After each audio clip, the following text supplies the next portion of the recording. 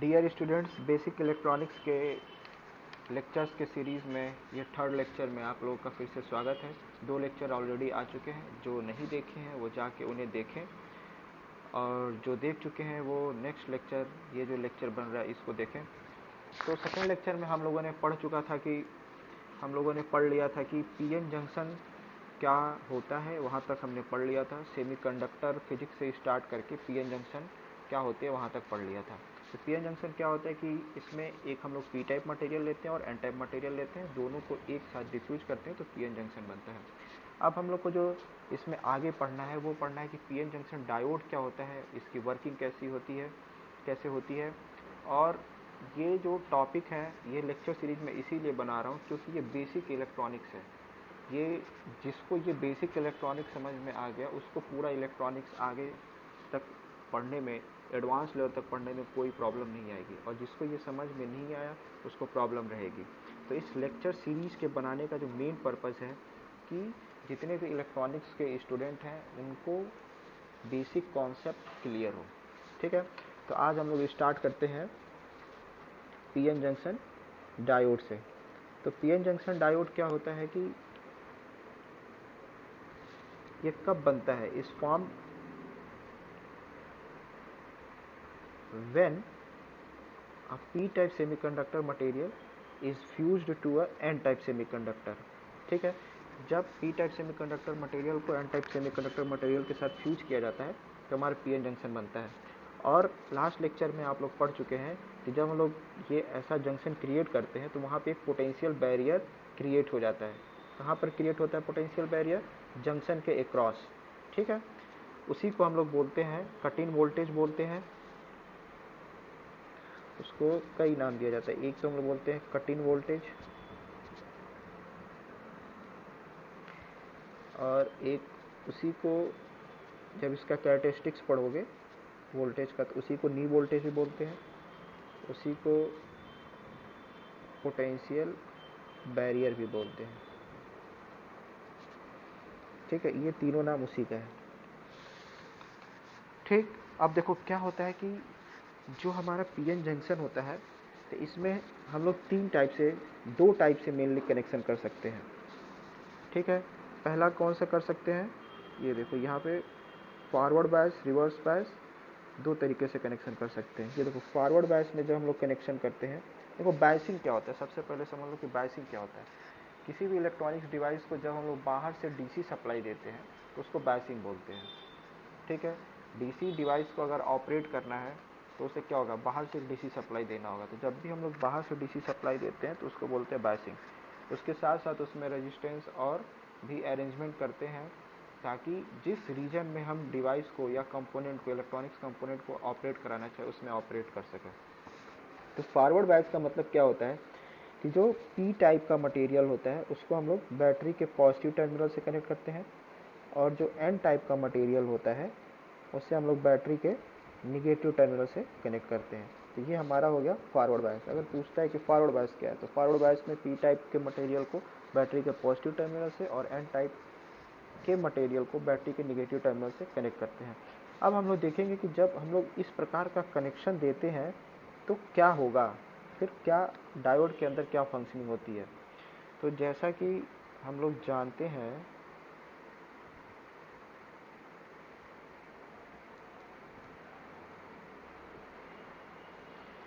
कि P type में क्या होता है, होल्स हमारे मेजॉरिटी कैरियर्स होते हैं, और एन टाइप में क्या होता है, इलेक्ट्रॉन्स हमारे मेजॉरिटी कैरियर्स होते हैं। तो होल्स क्या होते हैं, पॉजिटिव होते हैं, और इलेक्ट्रॉन्स क्या होते हैं, निगेटिव चार्ज होते हैं। तो जब हम लोग बैटरी के पॉजिटिव टर्मिनल को इससे कनेक्ट करते हैं पी टाइप से, तो ये पी टाइप मटेरियल में जितने भी होल्स होते हैं उस पर क्या होगा, ये भी पॉजिटिव और बैटरी का टर्मिनल भी पॉजिटिव। तो ये क्या होगा, सारे होल्स इधर मूव करना की टेंडेंसी रखेंगे। क्यों? क्योंकि सेम चार्जेस क्या होते हैं, रिपेल करते हैं। और सिमिलरली जो एन टाइप मटेरियल में इलेक्ट्रॉन्स होंगे एन टाइप मटेरियल में वो मेजॉरिटी कैरियर होंगे। ये इस पर क्या होगा, निगेटिव चार्ज होगा, और बैटरी का निगेटिव टर्मिनल इससे कनेक्ट है तो इस पर क्या होगा, इस पर भी रिपल्सन फोर्स लगेगा, और वो इस जंक्शन को क्रॉस करके पी टाइप मटेरियल की तरफ मूव करने की टेंडेंसी रखेगा। लेकिन क्या होता है कि जो ऑलरेडी बता चुके, यहाँ पे जो पोटेंशियल बैरियर होता है वो क्या करता है, इस चार्ज कैरियर को इधर से इधर मूव करने में अपोज करता है। तो जब ये वोल्टेज, जो हमारा ये वोल्टेज हम लोग फॉरवर्ड बायस में जो अप्लाई करते हैं, जब ये वोल्टेज इस वोल्टेज से, जो हमारा पोटेंशियल बैरियर वोल्टेज था या कट इन वोल्टेज था, उससे अधिक हो जाता है, तब जितने वोल्टेज से वो अपोज कर रहा था चार्ज कैरियर के मूवमेंट को, उससे जब अधिक वोल्टेज हम यहाँ पर अप्लाई करते हैं तो हमारे चार्ज कैरियर्स मूव करने लगते हैं, और जब चार्ज कैरियर मूव करते हैं तो हमारा करंट फ्लो करने लगता है। ठीक है, अब इसमें क्या होता है कि जो हमारा डिप्लीशन लेयर की जो विड्थ है, देखो यहाँ देखो, ये जो डिप्लीशन लेयर की जो विड्थ है वो हमारा फॉरवर्ड बायस में कम हो जाता है। क्यों कम हो जाता है? क्योंकि होल्स और इलेक्ट्रॉन्स का रिकॉम्बिनेशन होता है। लास्ट लेक्चर में मैं बताया था, सपोज ये पी टाइप है और ये एन टाइप है, तो यहाँ पे क्या होंगे, होल्स होंगे, यहाँ पे इलेक्ट्रॉन्स होंगे। तो ये होल्स क्या होते हैं, इलेक्ट्रॉन्स, ये इलेक्ट्रॉन्स क्या होते हैं, होल्स में रिकम्बाइन हो जाते हैं। ठीक है, तो यहाँ पे क्या होता है कि यहाँ पे हमारे फिर फ्री चार्ज कैरियर्स क्या हो जाते हैं, जीरो हो जाते हैं, और यहाँ पे केवल क्या बनता है, आयंस बचते हैं। ठीक है, इसीलिए इसे डिप्लीशन रीजन बोला जाता है। ठीक है, तो इसकी जो विड्थ होती है फॉरवर्ड बायस में कम हो जाती है। क्यों? क्योंकि इधर से हमारे होल्स आते हैं और इधर से इलेक्ट्रॉन्स आते हैं, तो ये हमारा क्या होता है, ये हमारे जो डिप्लीशन रीजन की जो विड्थ है वो कम हो जाती है। और फिर बाहर से जैसे ही जो हमारा वोल्टेज अप्लाइड है वो पोटेंशियल बैरियर से अधिक होता है, वैसे ही हमारा करंट हमारा फ्लो करने लगता है। अब इसी चीज़ को, ये जो फंक्शनिंग है कि करंट डायोड में फॉरवर्ड बायस में कैसे फ्लो करता है, उसको हम लोग ग्राफ की सहायता से रिप्रेजेंट करते हैं, जिसको हम लोग बोलते हैं VI कैरेक्टरिस्टिक्स ऑफ डायोड। तो देखो यहाँ पर उसी चीज़ को ग्राफ की सहायता से दिखाया गया। ये पॉजिटिव V वोल्टेज है, इसका मतलब ये क्या हो गया, फॉरवर्ड बायस। देखो यहाँ पे लिखा है फॉरवर्ड बायस।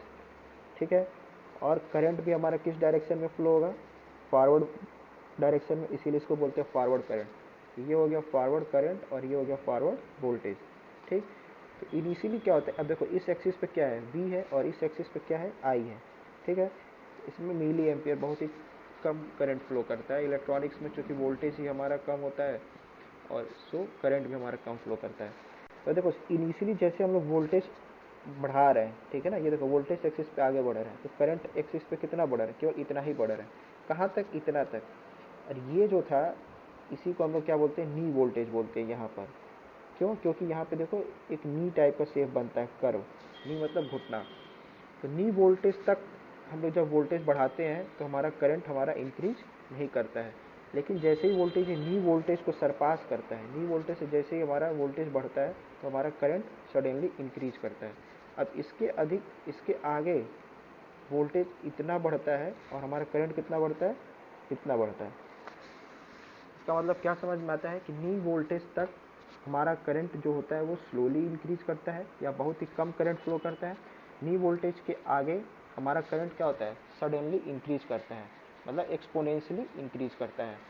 इसीलिए जो हमारा डायोड होता है ये सिंपल रेजिस्टेंस की तरह वर्क नहीं करता है। सिंपल रेजिस्टेंस में क्या होता है, ओम्स लॉ को फॉलो करता है कि जो करंट होता है वो वोल्टेज के डायरेक्टली प्रोपोर्शनल होता है, जितना वोल्टेज दोगे उतना करंट फ्लो करेगा। बट हमारे डायोड में क्या होता है कि एक सर्टेन वैल्यू तक वोल्टेज बढ़ाने पर हमारा करंट कम फ्लो करता है, उसके अधिक जैसे ही हम लोग करंट इंक्रीज करते हैं, सॉरी वोल्टेज इंक्रीज करते हैं, करंट हमारा सडनली इंक्रीज कर जाता है। ठीक है, ये समझ ही चुके हो कि क्यों हमारा इंक्रीज ऐसे होता है। ठीक है, इतना समझ में आ गया। इसमें दो तीन टर्म है जो पूछे जाते हैं। एक क्या कि नी वोल्टेज क्या होता है, तो नी वोल्टेज बता दोगे कि जिस वोल्टेज के बाद फॉरवर्ड वोल्टेज की जिस वैल्यू के बाद करंट हमारा सडनली इंक्रीज करता है उसको नी वोल्टेज बोलते हैं। और ये नी वोल्टेज होता कितना है, ये फिक्स होता है। सिलिकॉन डायोड के लिए 0.7 वोल्ट होता है और जर्मेनियम डायोड के लिए 0.3 वोल्ट होता है। इतना समझ में आ गया। अब हम लोग देखेंगे रिवर्स बायस। अब किस में आ जाएंगे, रिवर्स बायस।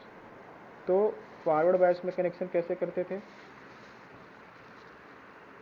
फॉरवर्ड बायस में पी टाइप मटेरियल को बैटरी के पॉजिटिव से और एन टाइप मटेरियल को बैटरी के नेगेटिव से कनेक्ट करते थे। रिवर्स बायस में हम लोग क्या करेंगे, इसका जस्ट उल्टा करेंगे।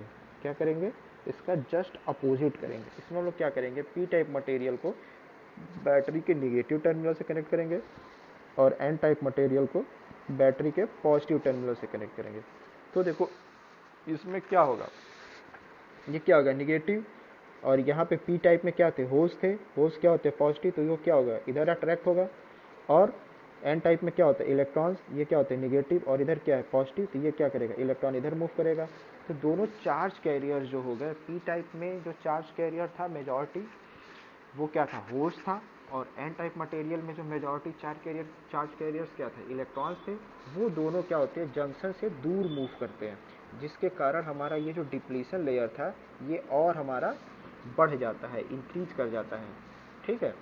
और हमारा करंट जो है वो फ्लो नहीं करता है, और हमारा बहुत ही इसमें लो करंट फ्लो करता है, जिसको हम लोग रिवर्स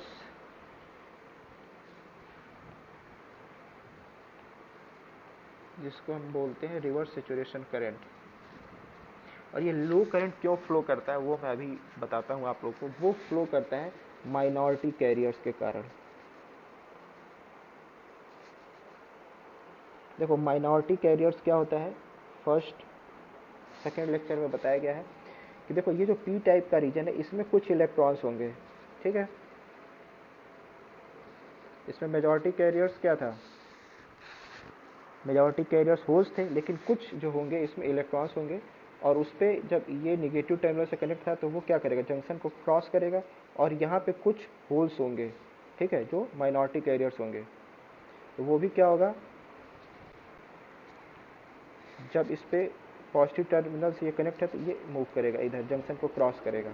तो बहुत ही, चूँकि इनकी संख्या बहुत कम होती है, ठीक है, ये बहुत ही लेस नंबर में होते हैं, इसलिए इनके कारण जो करंट फ्लो होता है वो भी बहुत ही कम होता है।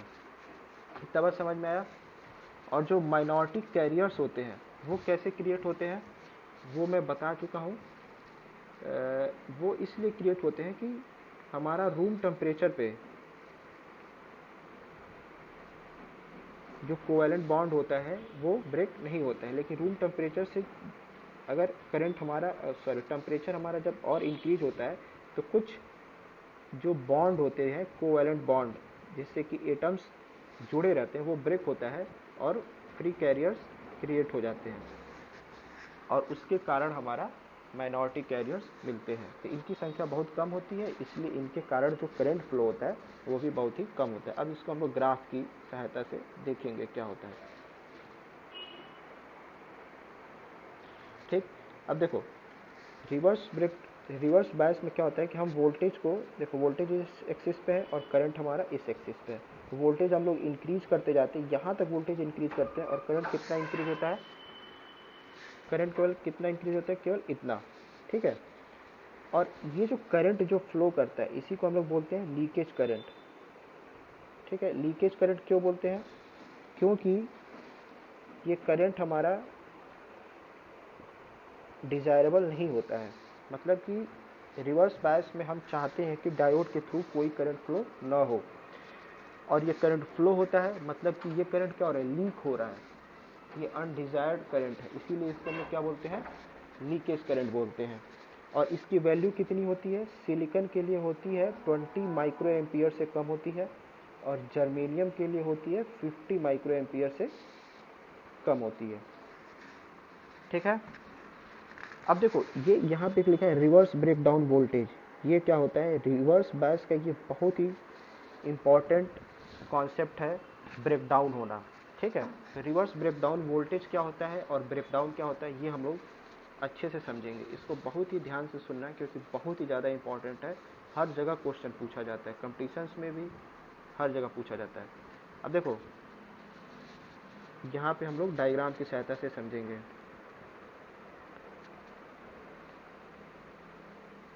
देखो रिवर्स बायस में क्या होता है कि यहाँ पे हमारे आयंस रहते हैं, ठीक है। यहाँ पे नेगेटिव आयंस के साथ ढेर सारे होल्स रहते हैं। अब यहाँ से होल्स क्या हो गए, गायब हो गए रहते हैं, तो यहाँ पे केवल क्या बचते हैं, नेगेटिव आयंस, और एन टाइप में क्या बचते हैं, पॉजिटिव आयंस, ठीक। अब क्या होता है कि जैसे हम लोग वोल्टेज को इंक्रीज करते जाते हैं, रिवर्स बायस जो वोल्टेज है इनको इंक्रीज करते जाते हैं, कंटिन्यूसली, तो एक वोल्टेज ऐसा मिलता है, उसके बाद हमारा सडन जो करंट होता है, रिवर्स करंट, वो इंक्रीज हो जाता है। उस वोल्टेज को हम लोग बोलते हैं रिवर्स ब्रेकडाउन वोल्टेज, उसको VBR से रिप्रेजेंट करते हैं, रिवर्स ब्रेकडाउन वोल्टेज। यहाँ देखो ग्राफ में ये जो वोल्टेज है जिसके बाद हमारा करंट सडनली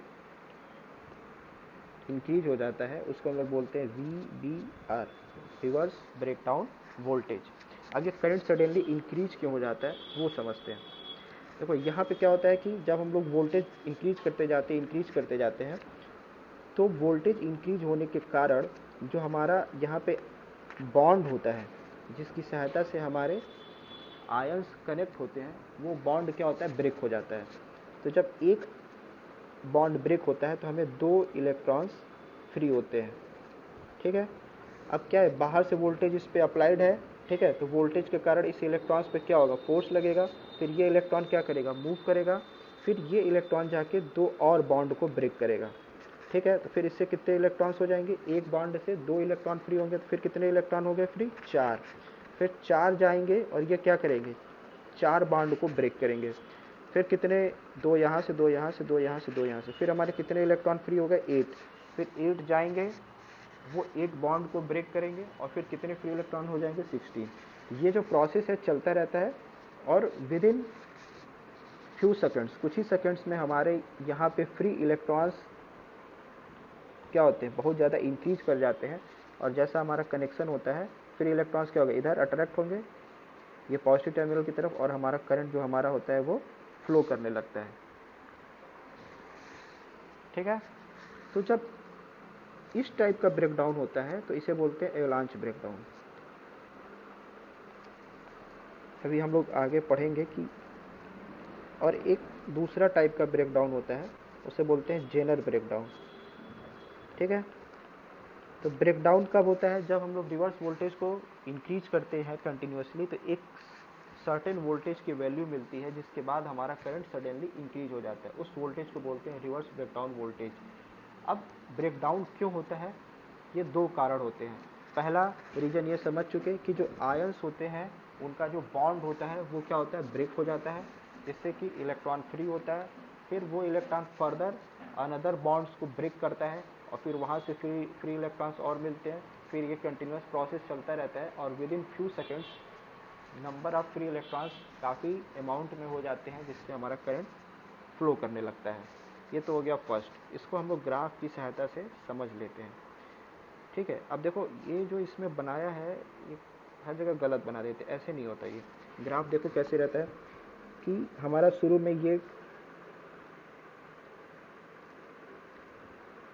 में हमारा ये करंट काफ़ी मोटा हो गया, शुरू में हमारा ये करंट फ्लो कर रहा था, मतलब बहुत ही कम अमाउंट में। जैसे ही हमारा ब्रेकडाउन वोल्टेज पहुंचता है, ठीक है, ये हमारा ब्रेकडाउन वोल्टेज था, तो हमारा क्या होगा, करंट थोड़ा सा ऐसे इंक्रीज करना स्टार्ट करेगा,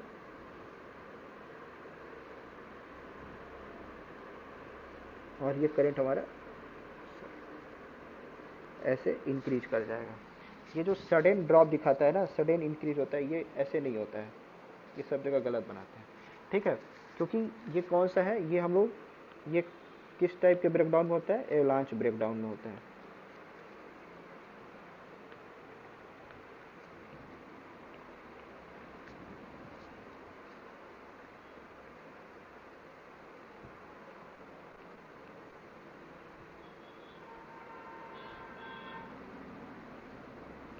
ठीक है, ये किस में होता है, एवलांच ब्रेकडाउन में होता है, जिसमें हमारा करंट जो होता है वो सडनली इंक्रीज कर जाता है, किसके बाद, रिवर्स ब्रेकडाउन वोल्टेज के बाद। ठीक है, अब जो दूसरा ब्रेकडाउन टाइप होता है उसको हम लोग क्या बोलते हैं, जेनर ब्रेकडाउन। तो जेनर ब्रेकडाउन कब होता है, वो उस डायोड में होता है जिसका डोपिंग लेवल अधिक होता है। ठीक है, वो किस डायोड में होगा, जिसका डोपिंग लेवल अधिक होता है। तो देखो सेकेंड लेक्चर में मैं बताया हूँ कि जिसका डोपिंग लेवल अधिक रहेगा उसमें जो डिप्लीशन रीजन की जो चौड़ाई होगी, जो विड्थ होगी, वो क्या होता है, कम होता है। ठीक है।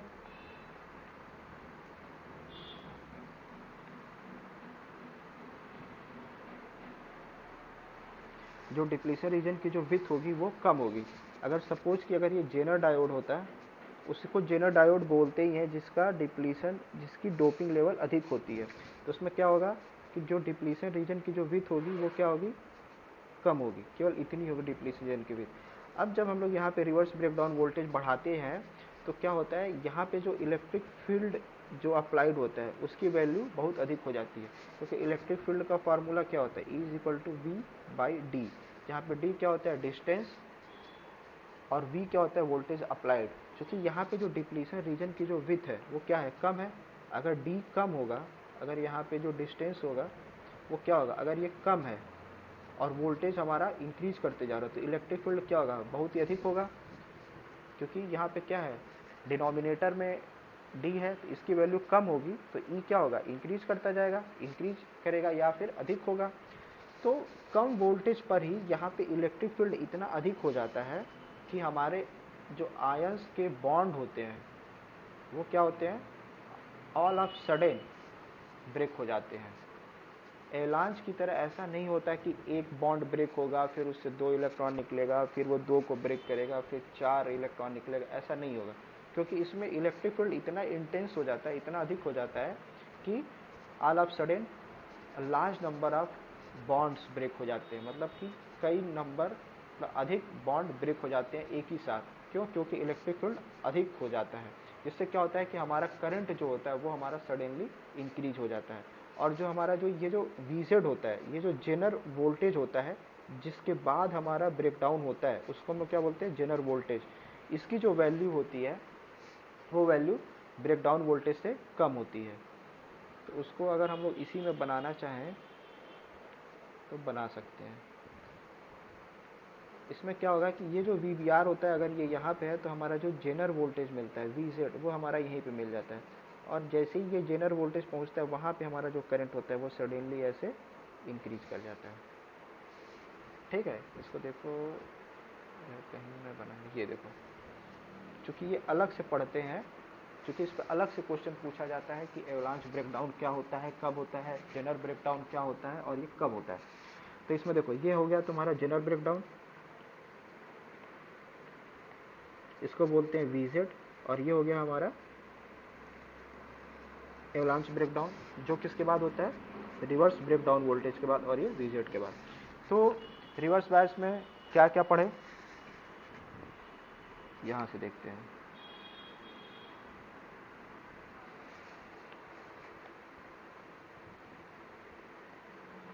ठीक है, रिवर्स बायस में ये पढ़े कि रिवर्स बायस में जब हम लोग वोल्टेज अप्लाई करते हैं, रिवर्स बायस में जब हम लोग वोल्टेज अप्लाई करते हैं तो करंट हमारा बहुत ही कम फ्लो करता है जिसको हम लोग लीकेज करंट बोलते हैं। लेकिन ब्रेकडाउन वोल्टेज के बाद अगर हम लोग करंट को इंक्रीज करते जाते हैं तो एक वोल्टेज मिलता है ब्रेकडाउन वोल्टेज, उसके बाद जो होता है हमारा करंट हमारा सडनली इंक्रीज कर जाता है ऐसे, उसको बोलते हैं हम लोग एवलांच ब्रेकडाउन होता है और फिर हमारा करंट ऐसे इंक्रीज कर जाता है। इसको हम लोग बोलते हैं रिवर्स सेचुरेशन करंट। ये जो दोनों करंट होते हैं उसको बोलते हैं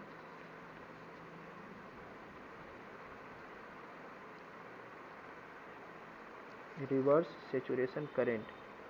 अभी ये करंट जो होता है ना ये लिमिटेड होता है कि इतना ही करंट फ्लो करेगा। ऐसा नहीं कि तुम वोल्टेज चाहे जितना बढ़ा दो और करंट उसी रेशियो में बढ़ता जाएगा, ऐसा नहीं होता है। क्योंकि जितने फ्री कैरियर्स होंगे उतना ही करंट फ्लो करेगा। ठीक है, तो ये हो गया तुम्हारा रिवर्स सेचुरेशन करंट। और ये जो करंट फ्लो हो रहा था,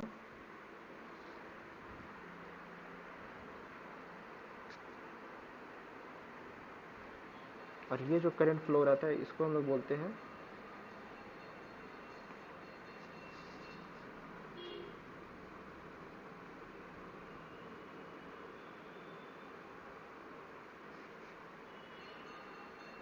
और ये जो हमारा करंट फ्लो हो रहा था इसको बोलते हैं लीकेज करंट। क्या बोलते हैं, लीकेज करंट। ठीक है, ये वी आई कैरेक्टरिस्टिक समझ में आ गया होगा। यही सबसे इम्पॉर्टेंट है, तुमको पता होना चाहिए कि डायोड में फॉरवर्ड बायस में कनेक्शन कैसे करते हैं और करंट कैसे फ्लो करता है, इसमें क्या क्या टर्म है। फिर रिवर्स बायस में कैसे कनेक्शन करते हैं, और जब कनेक्शन करते हैं तो डायोड के अंदर क्या क्या फंक्शनिंग होती है, कैसे चार्ज कैरियर्स मूव करते हैं, और हमारा कैसे करंट फ्लो करता है। ठीक है, तो इसमें जो मेन टर्म है वो जो तुम्हें पता होने चाहिए जब भी वी आई कैरेक्टरिस्टिक्स बताओगे, तो उसमें देखो फॉरवर्ड बायस में तुम्हें पता होना चाहिए नी वोल्टेज क्या होता है। ठीक है,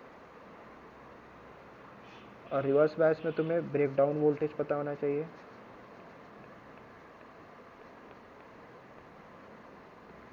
लीकेज करंट क्या होता है ये पता होना चाहिए, और रिवर्स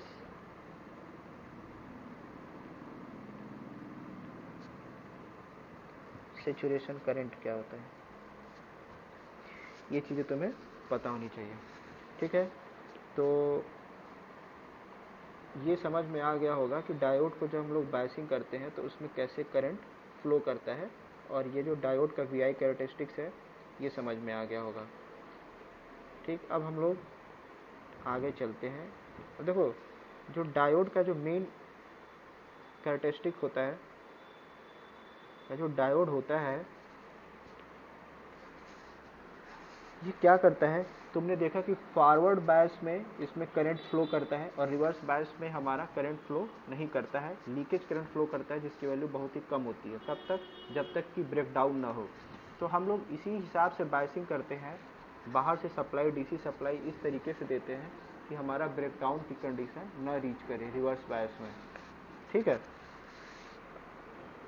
तो ये जो हमारा डायोड होता है ये सिंपलेस्ट सेमीकंडक्टर डिवाइस है।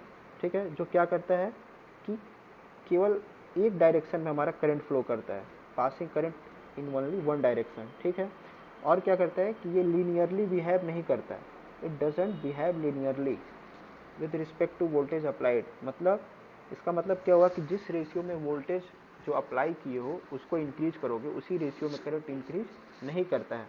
इसके पास कैसा बिहेवियर होता है करंट का वोल्टेज के साथ, एक्सपोनेंशियल वी आई रिलेशनशिप होता है।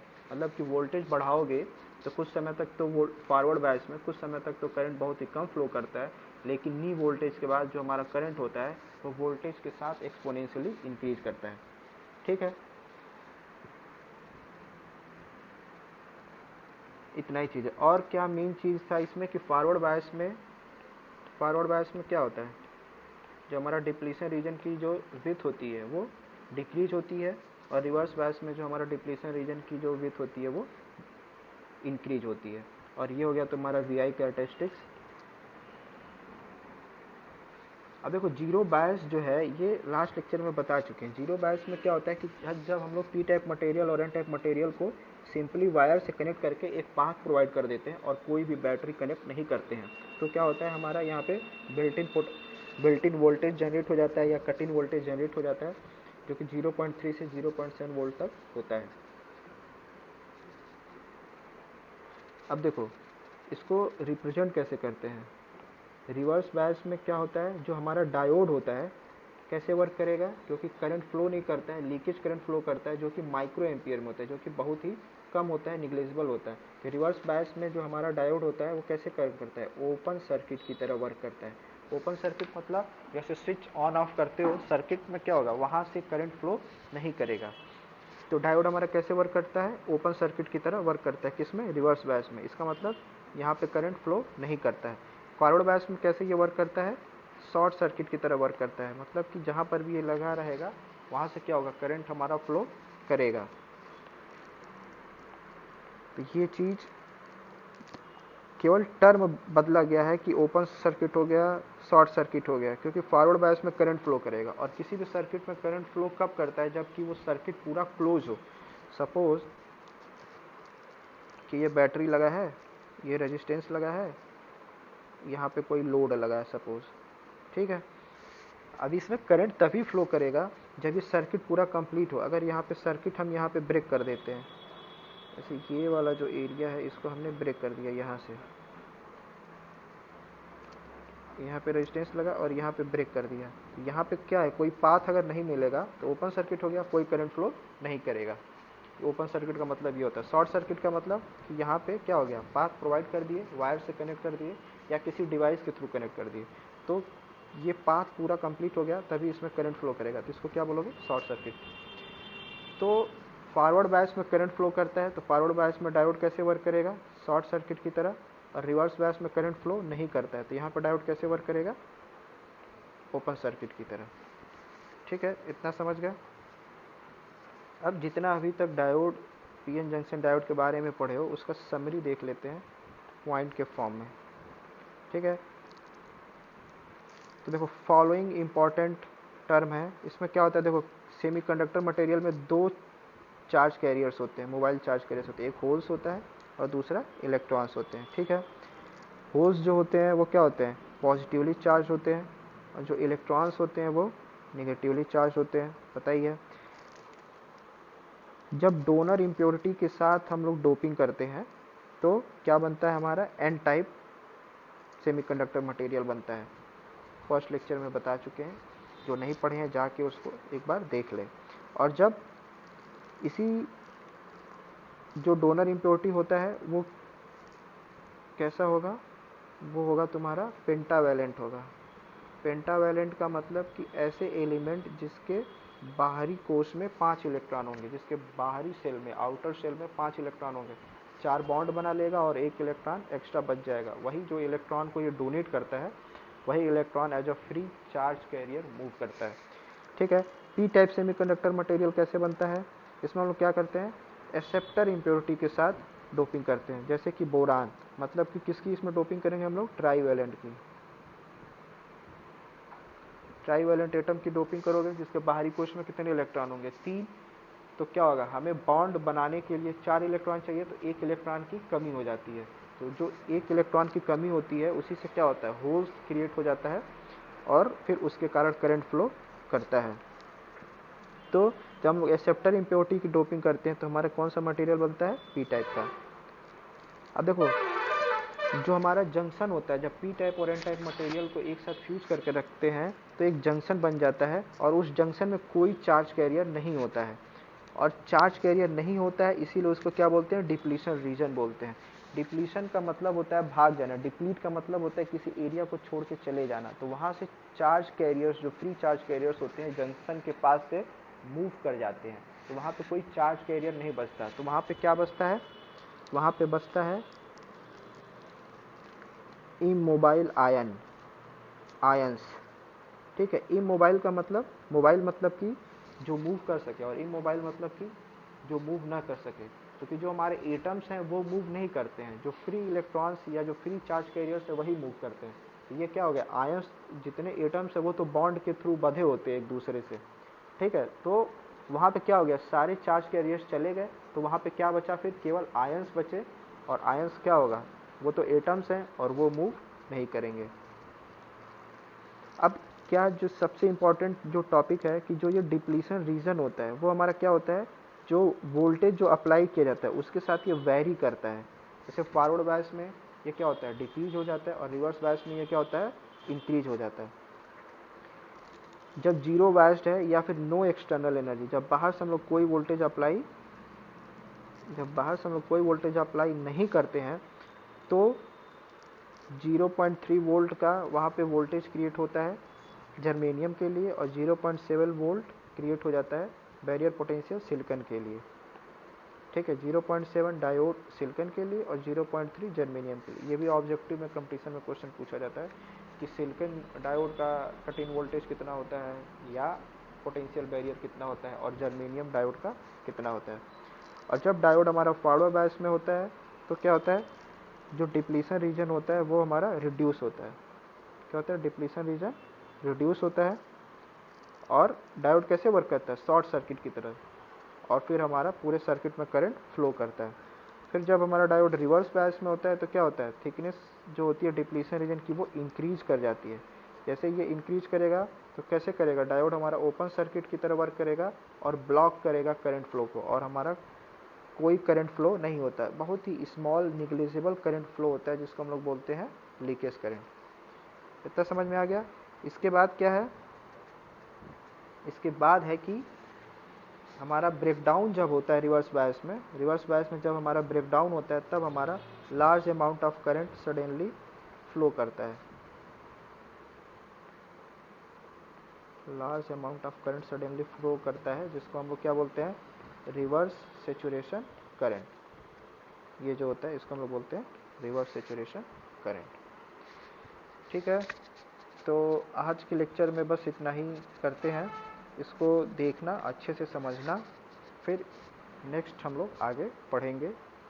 आगे हम लोग क्या क्या पढ़ेंगे,